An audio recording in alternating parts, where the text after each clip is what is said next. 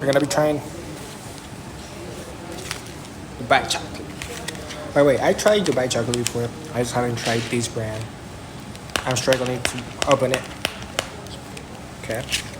As you can see, it's currently sealed. Whoa. Oh shoot. Hold on. Fancy ass packaging, bro. Whoa. By the way, Isabella's 15.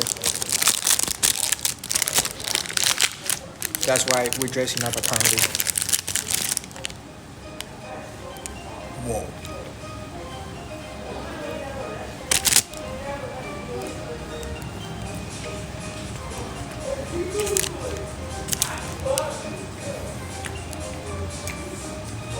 Bro, this is so pretty good.